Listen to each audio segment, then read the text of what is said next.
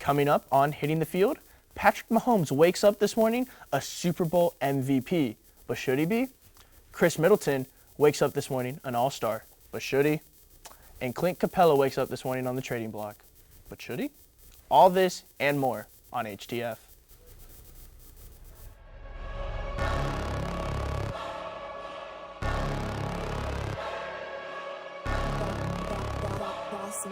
Things gon' change when I really hit the field. Undefeated chance, man, you know what's the deal. Tryna find a kid, I'm in the field doing drills. Boy, you just a sucker, you ain't never keep it real. 3 rings in my hand, I'm a warrior to the max. When I hang it up, they gon' have to give me plaques. Step up in the building and I only bring the facts. When I make a highlight, they gon' replay, run it back, okay? Always locked in, now I don't got time to lax. Saying he the best, he could take a lap. Batted 1,000 when you check the stats. Boy, is you ready? You ain't gotta ask. I just really hit the field. I just really hit the field. I just really hit the field. I just really hit the field. Boy, I'm about to hit the field. Welcome to today's episode of Hitting the Field. I'm Jaret Kappelman, and today we've got a big show for you guys. I am joined by the Niners fan himself, Armond Sarduy. I don't want to ask how you're doing because we already know the answer to that. But to my left, I got the man making his HTF debut. It's rookie Robert Husby. Robert, how you doing today? Doing good. Great Super Bowl last night. No, maybe not for you, but good overall Super Bowl. Well, you mentioned the Super Bowl, and the Chiefs are partying like it's 1969, the last year they won a championship. Despite trailing by 10 midway through the fourth quarter, 21 unanswered points pushed the Chiefs on top last night.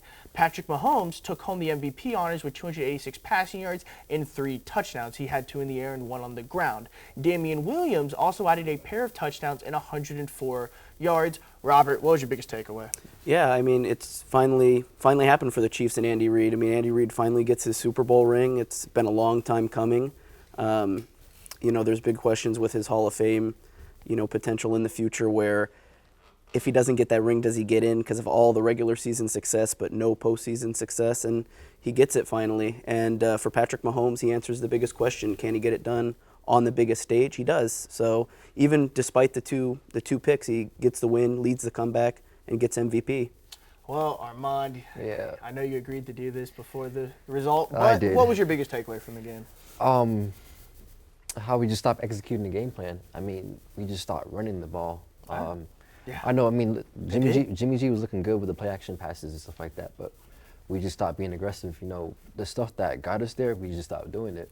I think Tyrann Mathieu said it in the post-game conference that, thank God the Niners stopped running the ball because it was killing them. I mean, the thing is that, we got to that point where, I was feeling good. We were up 20-10. But something in my gut feeling okay, it's still the Chiefs. They're they're still going to find a way to come back. And they did, and they won a Super Bowl. They scored, like you said, 21 unanswered points. And going into that fourth quarter, I was fearing. I was like, 49ers win. I'm going to have to, apologize to Armand. But you mentioned Jimmy Garoppolo. But here's the thing with Jimmy Garoppolo.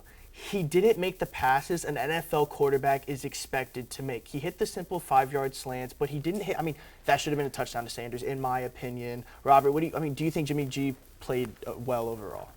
I think he, again, just like Mahomes, he had 2 picks, but it's hard to say. The biggest weakness on that 49ers offense is Jimmy G. That's why he doesn't throw much. He threw 8 times against the Packers. So he's throwing 30 times last night. So you take away that run game, and it's not like the Chiefs took it away. The 49ers did it themselves.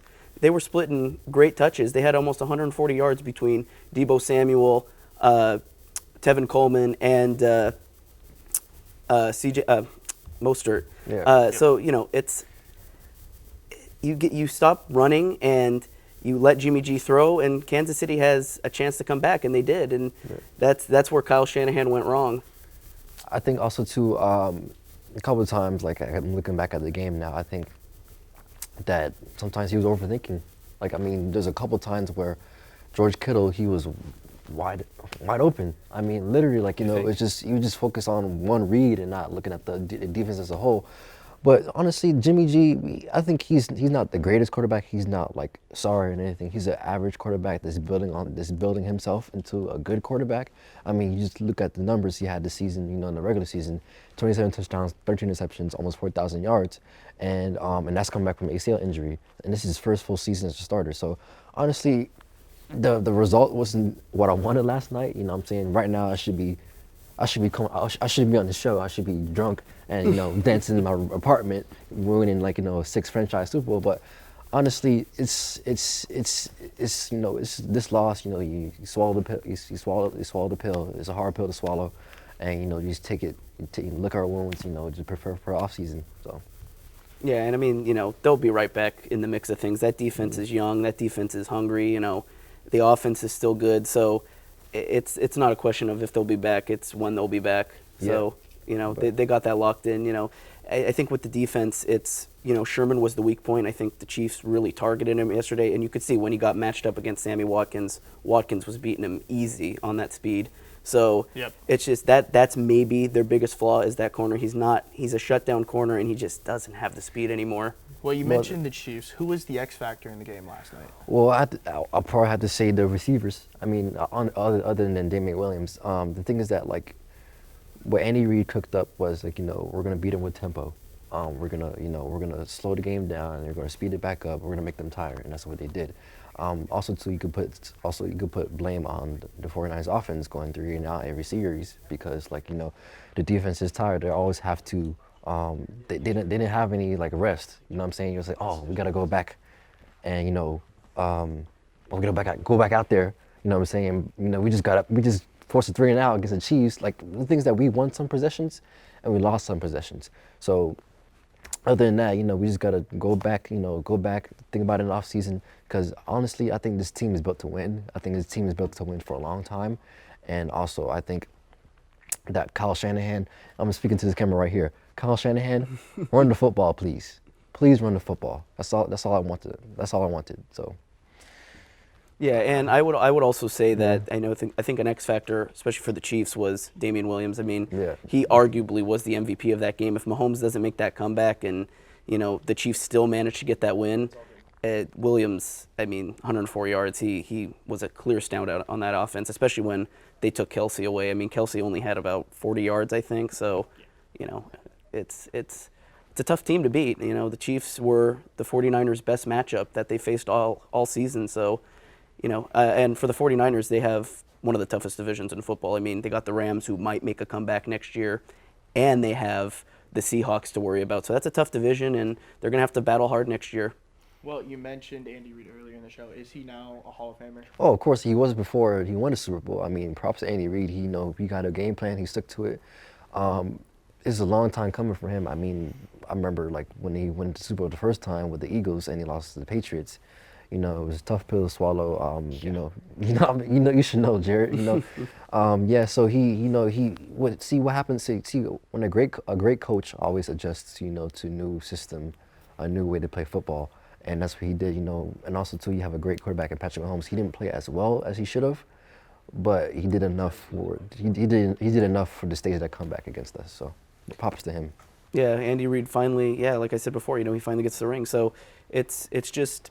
He's been in this game a long time, so he's seen it all, and he's been to the Super Bowl before, so he made adjustments this time, and I think he has a better team now. He's got arguably a team that, I don't want to say dynasty, but the start of something special. But on the flip side, we have to go to the coach who does not have the most. Kyle Shanahan now is part of a team that has won the largest and the second largest lead in the Super Bowl. Right. Kyle Shanahan is a game manager. I'll let you look into the camera. Yeah. He's 40 years. He's 40 years old. Just turned 40. He's still young. He's still learning. I know that sometimes you just gotta know when to run the football and when to pass the football. And the thing is that you're halfway through the fourth quarter, and the game is in your hands. You know what I'm saying? You know what happens when you didn't run the football the last time. 20-3. He said he regretted one play from that Super Bowl, and it was throwing the ball on the third down when they were already in the field goal range when it got called back to Julio. Yeah. Holy, what is he going to regret this game? The same thing, not running the football. I mean, the thing is that it's crazy because the narrative was like, he doesn't trust Jimmy G, but he trusted Jimmy G on that last drive so much that they ran out the Chiefs ran him out the field at 4 and out. The thing is that after the first pass, like, okay, they're expecting me to pass the football, right? run the football. That's been working for you the whole postseason. That's been working for you the whole regular season. Why are you stopping now? The thing is that the best way to beat the Chiefs is to keep them off the field. Plain and simple. Where do you think Shanahan went wrong? Yeah, I mean, I agree. I think you won 3 quarters of football, arguably, with your run game.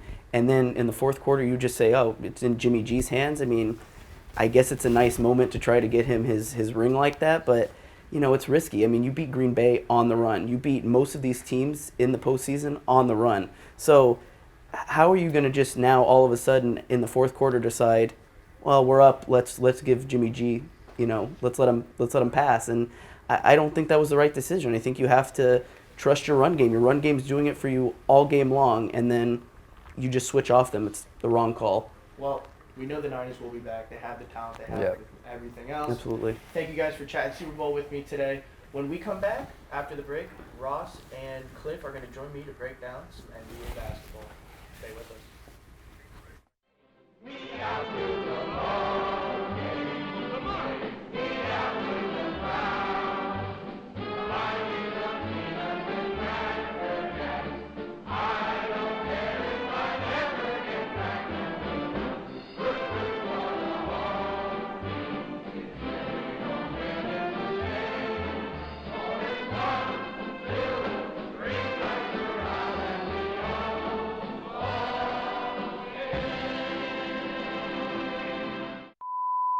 I mean, yeah, they lost the last 2, but third time's a charm, right? That's what I tell myself every night before I cry myself to sleep, right?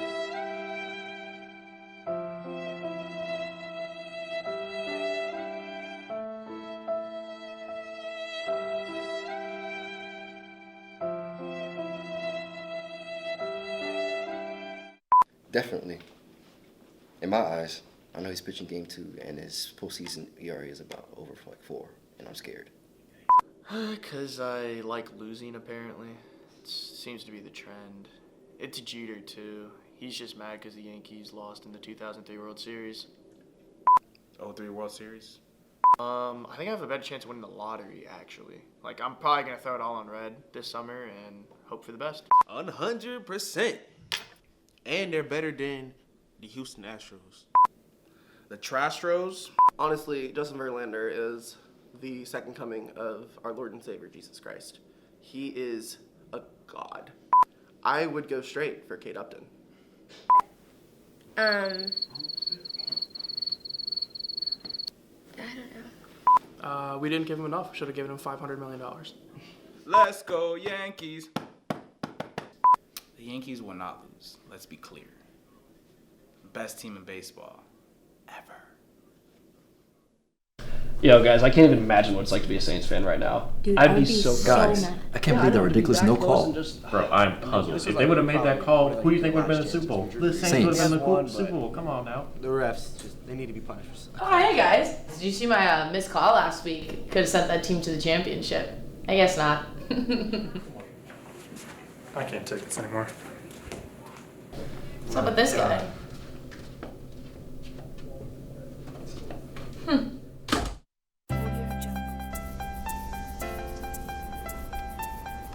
Good morning, fellas, except for Andre. KG in the building. James Harden's a stat pack. That is not, you're right. He's the best scorer. He has 120 straight points now. Bro, 120 straight points out. All right, let's do this. Let's get down to business, guys. You still got Aaron Gordon, PJ Tucker, and them boys. Come on now. What about Carl? Tom Brady is the son. Facts. I think it's kind of special though. What?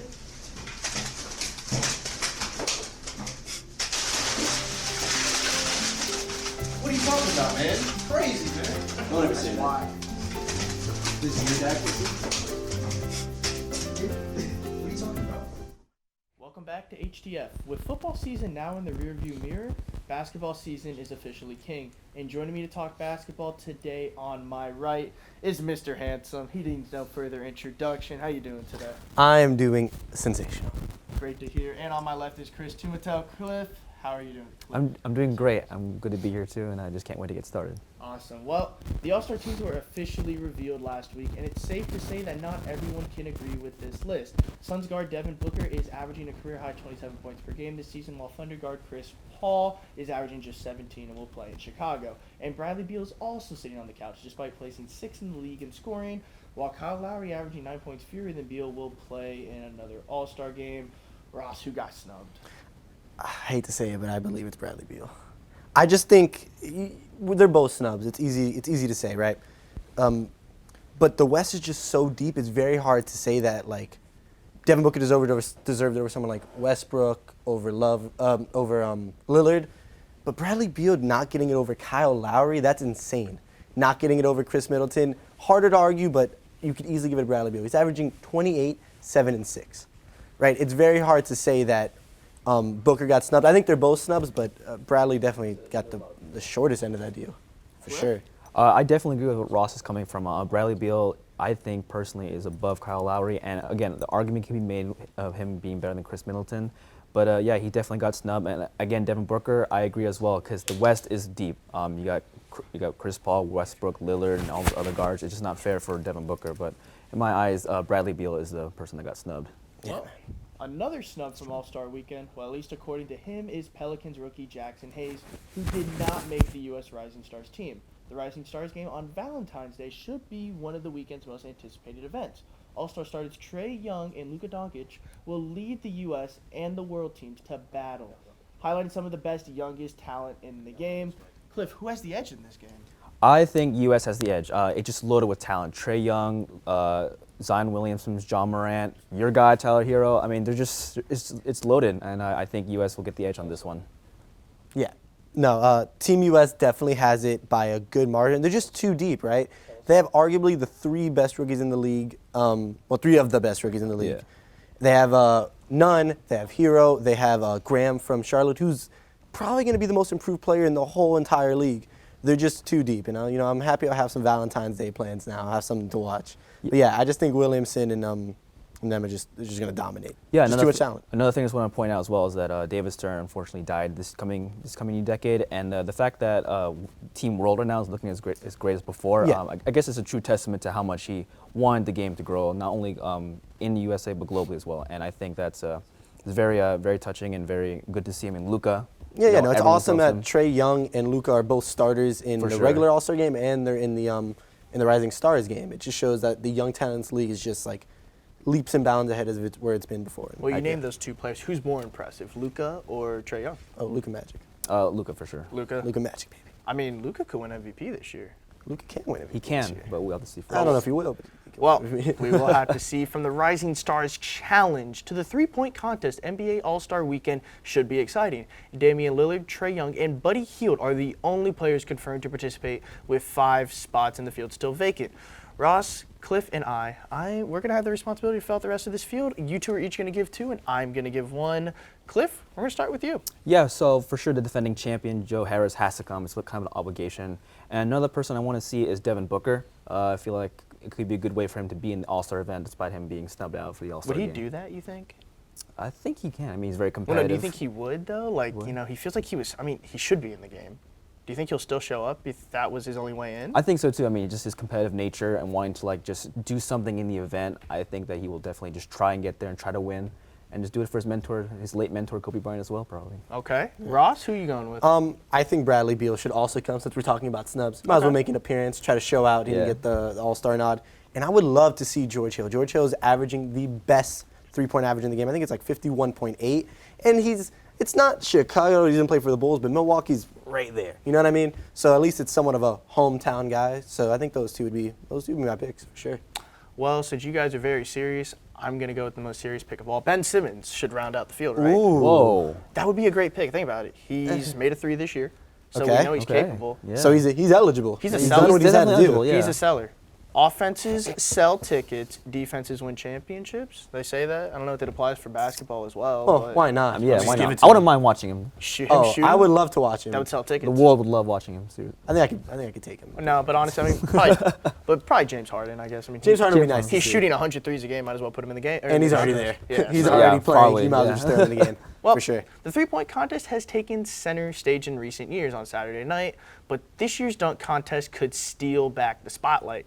The field consists of dunk contest veterans Dwight Howard, Aaron Gordon, and Derek Jones. But there's a first-time dunker in Pat Connaughton. Cliff, who do you have winning the dunk contest? I think Aaron Gordon's going to do it. 2016 was pretty sure on his head, and he just wants to redeem himself from that. 2016 was definitely like one of the best dunk contests we've ever seen, and he just wants to get that title. So I think my pick is Aaron Gordon. All right, Ross, who are you going to go with? Solid pick. But I'm going with my own guy, Derek Jones Jr. Derek Jones Jr. is the highest flying player in the NBA right now. He literally jumped over James Johnson, fully cleared him. When I tell you, I didn't see any of the shoulder push, nothing of that. Just in warm-ups. I just think he's too good. And as much as I love Dwight Howard, he's 34 years old, and I'm glad to see him back. He's got a new cool haircut. Good to see him. Maybe trying a 13-foot rim this year. I don't know. I just don't see him doing it. Pat Connaughton, even though I don't have him winning, sneaky pick. 44-inch combine vertical, second highest ever, I believe. And I mean, here's the thing. When you're a player of that stature, it could take you from, like, just in popularity, just winning the dunk contest, something like that. You know what I mean? Like, it take you from a nothing to a household name. So I think he's going to really put his best foot forward, and so with Derek Jones Jr. Well, from the dunk contest, I want to jump over to this Sunday event. Cliff, I want to know what you're looking forward to most with the new format of the All-Star Game this year. Just definitely like how it's formatted. The first three quarters they're going to be playing up until the end, and then it restarts to 0. Yep. And just seeing how the quarters how it played and how the players take it seriously this time, and just seeing how like they'll honor Kobe Bryant, because I think they'll do something about they'll add 24 points to the end and see that as a total score to reach. So that's going to be really interesting. I just can't wait to see how it's going to play out. Yeah, I wasn't 100% sure, but I know they're going to be like resetting the scores at the end of each quarter. It's like mini games. Yeah, so it's 3 mini games. Right, I'm just going to try to make this as easy as possible. It's super confusing. It's complicated. It really is easy. It just makes it more competitive, and when you put a charity aspect, obviously the players are going to show up and put their best foot forward, because sometimes they just show up and don't try at all. Basically, first 3 quarters, you just play to win the quarter, and at the end of the last quarter, let's say it's 75-70 combined score. The game's to 99 now. So it's just basically you add 24 points to the highest total. First team to get there gets there.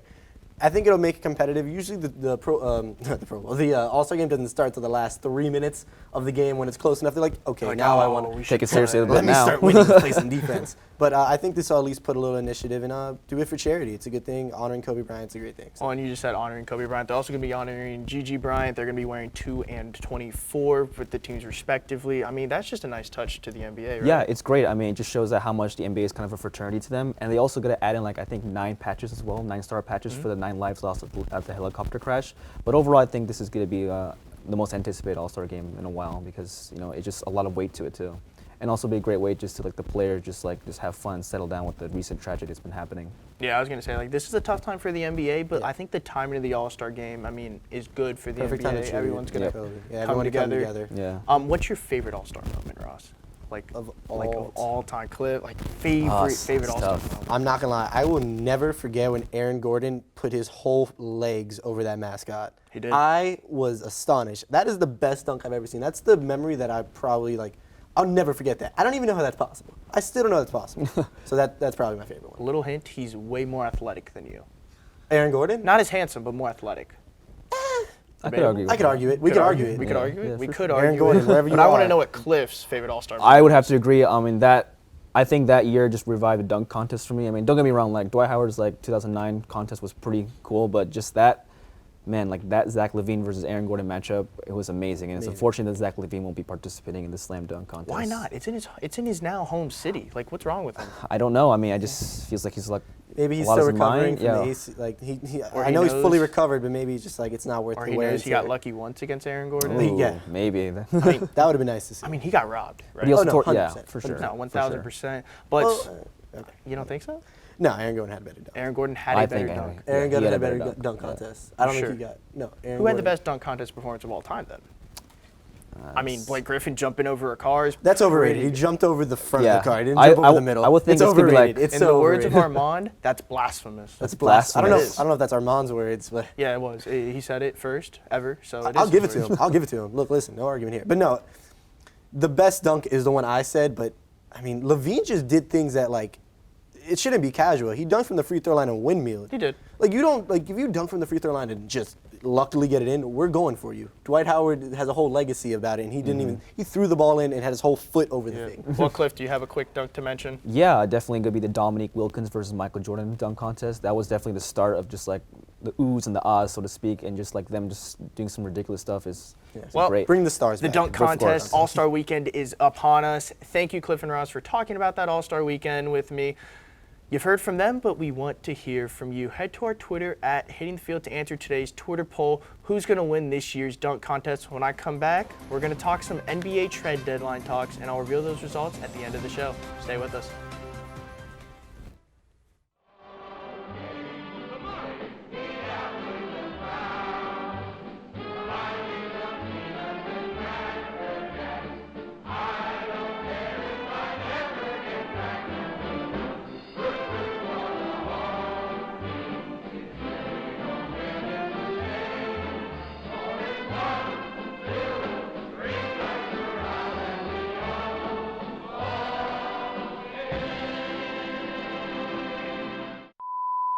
I mean, yeah, they lost the last two, but third time's a charm, right? That's what I tell myself every night before I cry myself to sleep, right?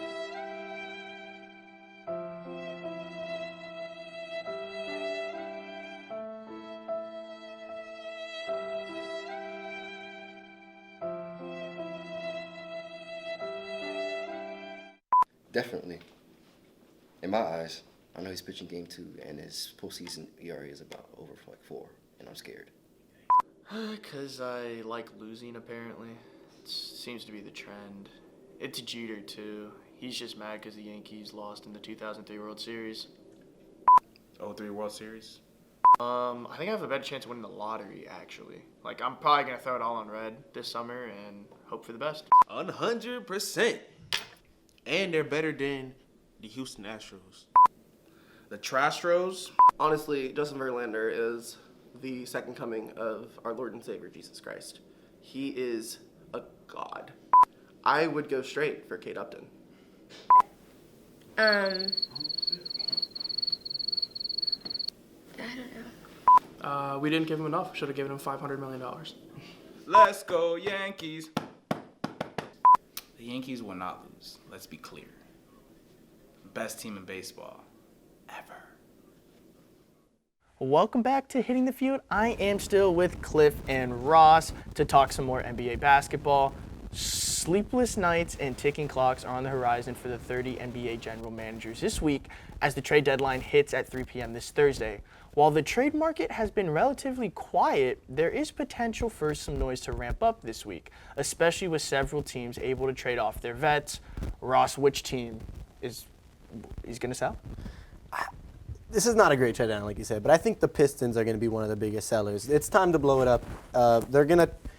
Drummond's a little stale right now in the movement, but they're still going to try to move him and hopefully go to contender, maybe a Boston is what people are saying. And Derrick Rose really wants to stay in Detroit. I don't know if it's going to happen. I think he might end up in LA, and they're just a team that's kind of in that middle ground of like, we're not going to do great. We have to rebuild. Blake Griffin's going to get hurt every year. How long can we keep him? Well, you just said Derrick Rose to LA, but wasn't there already a trade declined?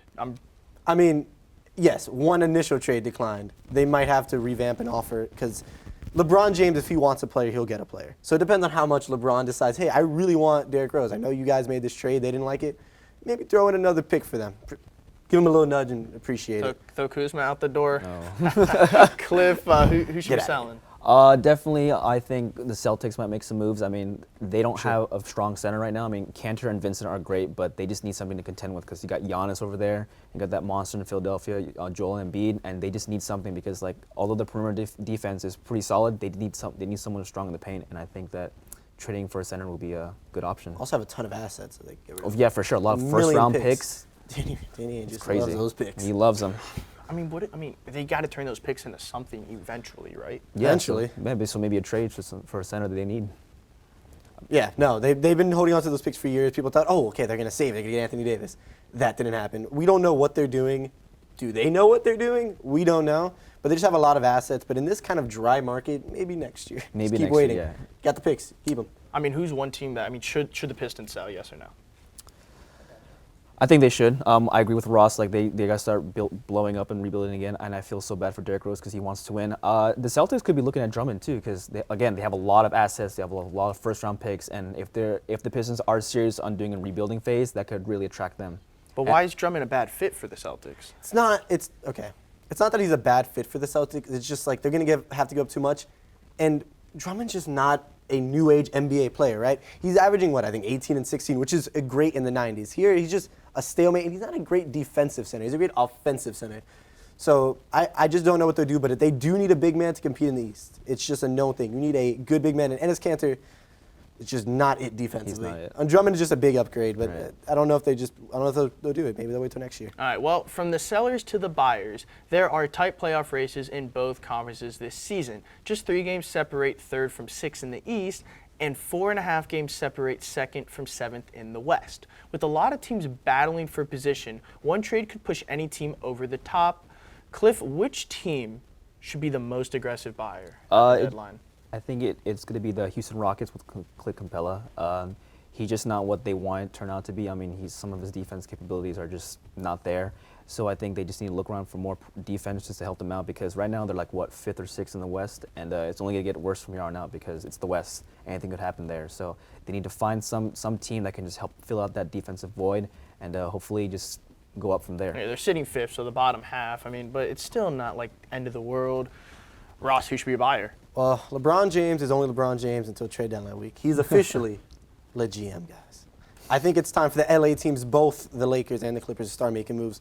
There's a lot around Andre Iguodala. We thought Andre Iguodala was going to move way earlier in the year. He just makes perfect sense for the Lakers. But I'm also hearing the Clippers want Iguodala. So that's going to be a big battle because that's something that could stir the little differences between the Clippers and the Lakers and make it a bigger difference. There's such a tight teams, and those are arguably the 2 best teams in the West. So someone like that, and also, like I said, will Derrick Rose end up getting moved out there? I don't know. I think he'll be a nice fit for the Lakers. Will Kuzma stay? It's not up to me. It's up to LeBron James. So I think those are the 2 buyers that just take him to the next level. Cliff, who do you hope, if the Lakers do buy, which we all presume they will, who do you want them to go get?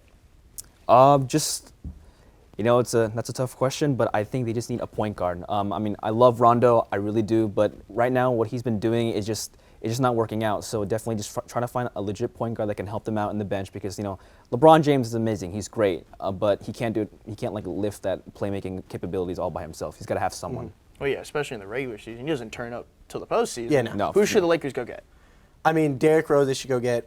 One of the Morris twins would be nice, another twin. But someone that's not traded exactly, Darren Collison has had a lot of rumors come out of retirement to join the Lakers. So that's someone they could get, maybe not off a trade deadline, but they'll make a move. I don't know what the move is yet. I think Derrick Rose is the right fit. But if they could get one of the Morris twins, that'd be nice. One team that you guys haven't mentioned yet are the Miami Heat. The Heat. Yeah. Who should the Heat go out and get? Should they? Should they? Or will they? Is that the question? Okay. Should they? Once I said, I think Marcus Morris has a lot of interest towards that. I know the Woj bomb dropped. K-Love's not moving. I heard K-Love to Miami is a possibility. Here's the thing. If Pat Riley is kind of a crazy person. He's like LeBron. Yeah, he's kind of LeBron. He's very LeBron-esque. He's going to make a big trade. I really, at the beginning of the season, I wanted Drew Holiday. Ross. I think he's a perfect player. Kevin Love is not getting traded. No, I know. My dreams are free Kevin Love. You just said Woj bomb. Yeah, but he could get traded. When is Woj ever wrong?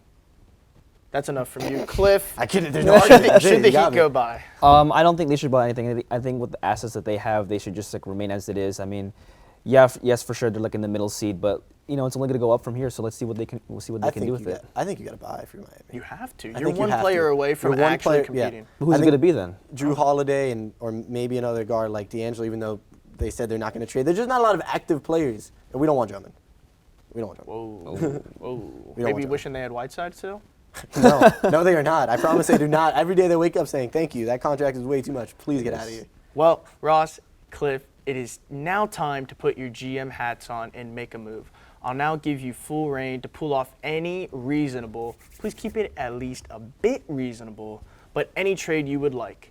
Any trade, any player, your boldest prediction for this trade deadline. And Ross, we're going to start with you.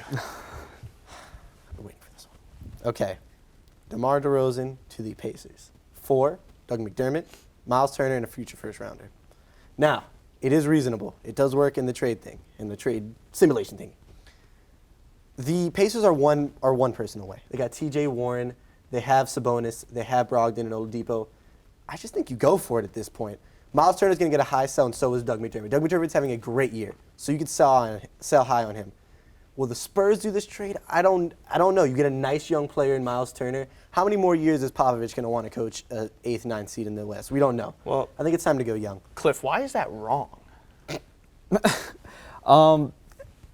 I just think that we just need to give DeRozan more time with the Spurs. I mean, this is Greg Popovich we're talking about. He's the greatest coach. He can turn any player that he wants into one of the best. And I just think that the Spurs are the Spurs. We never count them out until literally the last few games. So just keep it up there and we'll see where we can go. So then, what's your boldest prediction? Oh man, let me just. I guess it's got to be. Well, I'm gonna go with D'Angelo Russell to the Knicks for Frank Ntilikina and Kevin Knox. Kevin Knox. He's young, but he's so deep in the bench that they just need get him. He needs to go somewhere that he can develop even more. And with having the Golden State and the Warriors there, I think he can really develop into something else. And Frank Ntilikina, the Knicks don't know what to do with him. They really don't. And then just going there, just with Golden State, I think it's gonna be good. Ross, why is that wrong? So wrong. It's absolutely How wrong. is it wrong? It's wrong because the Knicks do this. It seems like the Knicks are going to try to do this every year. Why are you going to give up all your young players to be another average team? And you're not going to be that much better with D'Angelo Russell. You're still not a playoff team. But they've been doing this for so long. It's time for a change. I mean, no, having Kevin a star Knox, with them. Is Kevin Knox even 21 yet? I don't even know. I think he's maybe have just turned 21. You keep your young players. You don't try to change things now. It's okay to be bad. It's okay to be bad for a couple years if you're rebuilding. You're going to get more picks. There's no point in being an average team that's not going to do anything. And if Dolan does this, I promise you no Knicks. The Knicks have been bad for recent years. Yeah, because they always try to go for too much. They just need to rebuild. It's okay to rebuild. When does the rebuilding end, Ross? It's been there for so long. Hey, trust the process, Knicks. The process has been going on. Okay, I like Ntilikina. I like Knox. He's a good player. You haven't given him any time. What are you going to do with Russell? What is Russell realistically going to do? Maybe attraction for other stars in New York. No stars want to go to New York. It's proven. Well, you never know. No, Kyrie and Kevin Durant just told me I don't want to go to New York. I'm going to go to Brooklyn. There's no point. You keep it young. You rebuild through the draft. You keep the player with RJ Barrett. You just keep it young. Don't rush it. There's no point yet. There's just no point. Well, they've been patient for so long. I don't know how long it's going to keep up with them. Oh, well, Knicks fans are impatient, but they know what's right for them. And this is. I think Knicks fans have every right to be impatient with. Well, yeah, okay. I'll give you that. Everything they they've have been every through. right to be impatient. Yeah. Well, I'll be honest. I told you guys to put on your GM hats, and I was very disappointed that you guys did not come prepared. As always, I come prepared for every segment, so I'm going to put my GM hat on. And here's my bold prediction. You guys are going to tell me why it's wrong, even though it's not. Gordon Hayward is not going to be a Boston Celtic after this week. The project is over. The Gordon Hayward project is over. Why do you think that's wrong, though? Because I think it's right. Gordon Hayward is done in Boston. It's time to move on. Sell him now before you have to rebuild that contract. Get him out of there. I just think that with Gordon Hayward, he's kind of the glue to the Celtics team. In an interview, he said that he's willing to do whatever it takes to help the team win, whether it's score a lot, defend, and just being the right person at the right time. So, and I think the Celtics really need that because they have a lot of talent. They have so many good players that they just need that someone to show them hey, maybe it's time to sacrifice this to do this. Ross, it's hard to tell a man in that kind of hat that he's wrong. It is. I feel humbled. I understand the Gordon Hayward point. I'm going to give it to you. It's not that crazy. You got Jaylen Brown. You got Jason Tatum. You got plenty of wing players. The project hasn't worked out. It's what do you get for him? Probably not enough that's worth it. You might as well just keep they overpaid for him. Oh, no, they overpaid. If someone was willing to take that contract and give him something in return, that'd be nice. I just think you got to wait it out. Just take the L. Just take it. I kind of hope one of our 3 bold predictions happens. But thank you, Cliff and Ross, for talking. The trade deadline this week. Be sure to listen to the HTF podcast later this week for more trade deadline analysis. When we come back, I'm going to reveal the results to our Twitter poll results, and I'll have my rant. Stay tuned. Hi, I'm Dave Jeffrey, attorney at law. Has your favorite team ever left you feeling sad, disappointed, or even a little angry? Don't you feel like you should be compensated for it? Just take a look at these real testimonials from my real clients. After Tyrod Taylor led the Bills to the playoffs for the first time in 17 years, I was the happiest I'd ever been. And then the Bills traded him, and I wanted to die. But thanks to Dave, I found my will to live again. Yo, Kevin Durant's a bitch. When he said his mom was the MVP, I was so pissed. He put up 30 a game, not her. At the same time, I knew my boy Davey would be able to get me some quick cash. Thanks, Dave Jeffrey. I've helped millions of people, and chances are I might be able to help you too. I hate Jaret Jeffries. My whole family died in a car crash, but he gave all my money away to a Saints fan because of some blown pass interference call. Thanks, Dav. Aren't you mad when KD went to the Warriors? Nah. That's pretty chill. Give me a call at 888-888-888, crying emoji, and I can fix your sports misery too. Please call the number on your screen today if you are experiencing any grief, sadness, or even if another fan has hurt your feelings. All you have to do is provide your credit card number, the 3 silly digits on the back, and the expiration month and year. This is not a scam. Doop-de-doop.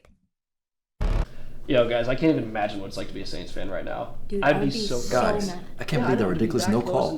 Bro, I'm puzzled. If they would have made that call, who do you think would have been in the Super Bowl? The Saints would have been in the Super Bowl. Come on now. The refs, they need to be punished. Oh, hey guys. Did you see my missed call last week? Could have sent that team to the championship. I guess not. I can't take this anymore. What's up with this guy?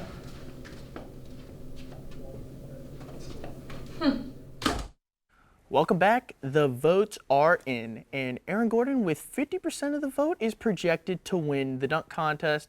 I think that he won't win unless he wears his cowboy hat, I'll be honest. Like, this cowboy hat gives you magical powers. It's time to rant. I'm going to start with the Super Bowl. I have to.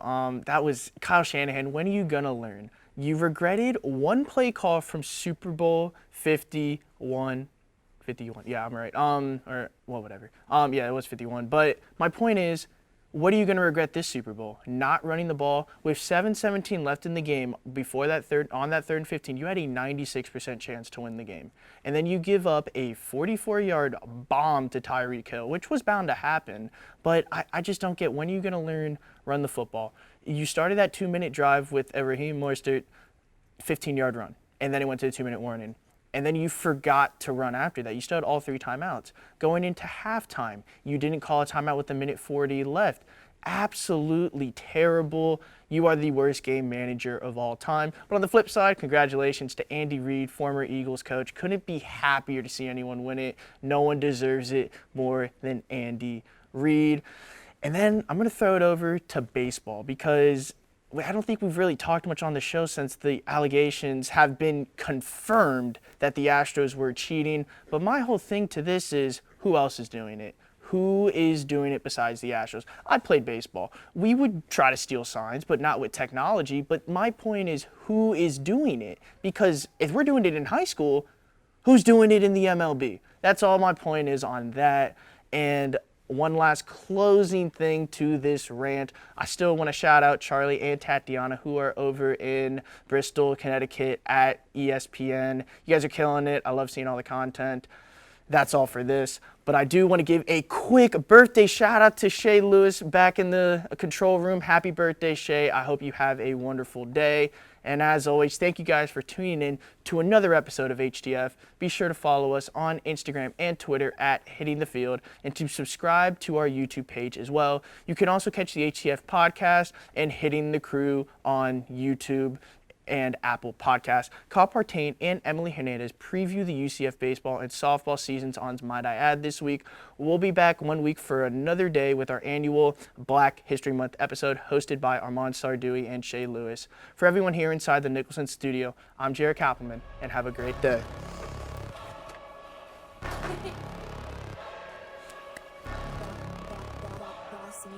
Things gon' change when I really hit the field. Undefeated chance, man, you know what's the deal. Tryna find a kid, I'm in the field doing drills. Boy, you just a sucker, you ain't never keep it real.